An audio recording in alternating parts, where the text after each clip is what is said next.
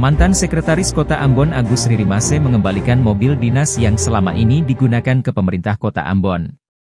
Dua mobil dinas itu diserahkan Agus Ririmase kepada Kepala BPKAD Kota Ambon Yopie Selano, diawali dengan penandatangan berita acara penyerahan aset yang disaksikan PJ Wali Kota Bolkaya, dan seluruh pimpinan OPD di halaman parkir Balai Kota, Senin 9 September 2024.